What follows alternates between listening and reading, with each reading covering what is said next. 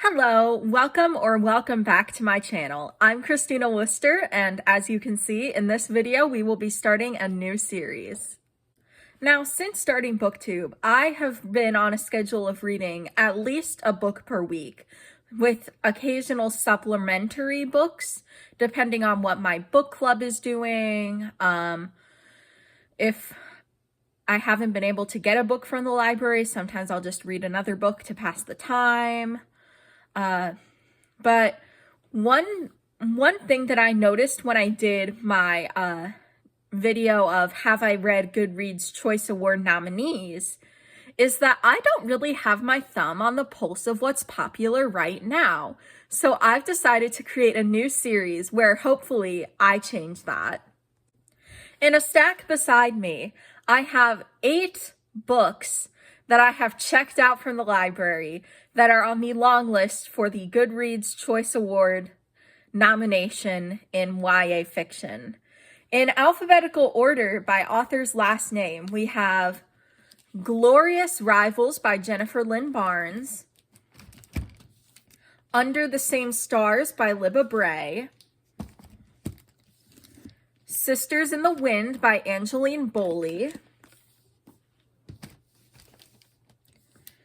The Scammer by Tiffany D. Jackson,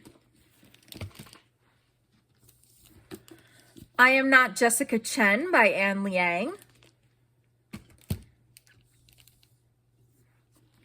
We Fell Apart by E. Lockhart, Fake Skating by Lynn Painter, and Falling Like Leaves by Misty Wilson. For about the next 8 weeks or so, I will be reading these books and telling you what I think about them.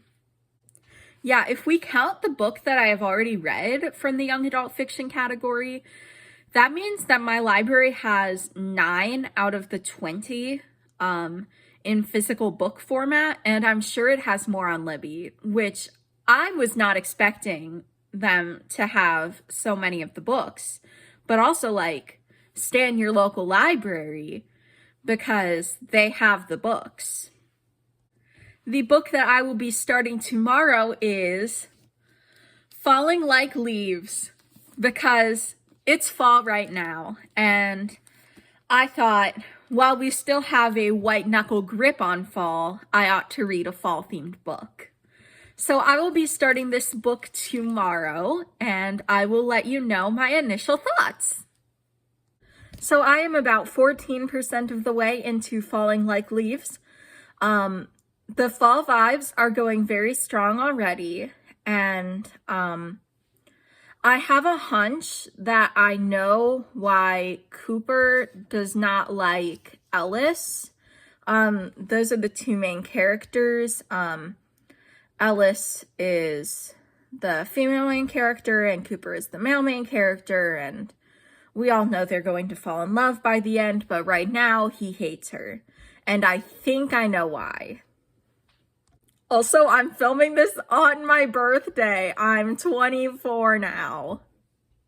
So I am about 28% of the way through with Falling Like Leaves.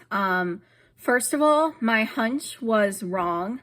I thought that the reason Cooper didn't like Ellis was because he had had a crush on her in middle school, and then she didn't reciprocate that, and that made him, like, not want to be around her in the present day. Like, he perceived her rejecting him, even though he never actually said anything about his feelings. But in the actual book, it's just because she got too busy to talk to him and he felt like he had been ghosted. Also, I do find it kind of unrealistic that this small town would do so many things for fall. Like, where are we getting the budget for this? Also, there is a brief mention of the community theater's upcoming production of Wicked. Community theaters cannot do Wicked. The rights aren't out yet. And I genuinely cannot believe this has happened in 2 books I have read in a row, because this also happened in 7 Minutes in Candyland, which I just read. Okay, so I am about 57% done with Falling Like Leaves, and I'm going to be real with you, not much has happened. I mean, we just had homecoming weekend, which is cool, I guess, but like, if you ask me to describe the plot of the book, it's kind of just Ellis has like just realized that she likes Cooper as like more than a friend. We're at over the 50% mark. I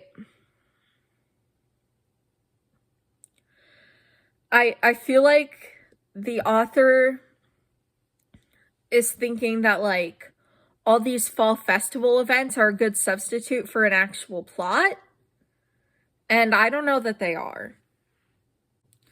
I am about 71% done with Falling Like Leaves now, and there have been a lot of Taylor Swift references in this book. I think I just don't like when authors do that, and this is coming from someone who is a Swiftie. It's a lot, and it feels egregious even to me. Guys, I am 85% done with Falling Like Leaves, and I don't think I like this book. It just had very little conflict in it, and the conflict that it did have got resolved really quickly and painlessly. So it's like, where's the plot? So I finished Falling Like Leaves, and it was not my favorite book that I've ever read. The plot twist that was revealed about why Ellis's parents had separated, I could kind of see it coming, but maybe that's just because a very similar thing happened in the other book that I'm reading. And I just felt like all the conflicts in this book were very short-lived and easily resolved, which did not make for a particularly interesting reading experience. I'm sure this book will be for some people, but it was not for me. Now, before we finish things off, I would just like to talk about my upcoming schedule for a little bit. I will not be starting another book until, well, another Goodreads Choice Awards long list book that I have picked out until December, because my family is actually going on vacation from the end of November through the beginning of December. I will still be reading books while I'm on vacation, and I will be posting my November 2025 reading roundup, though it might be a little bit chaotic.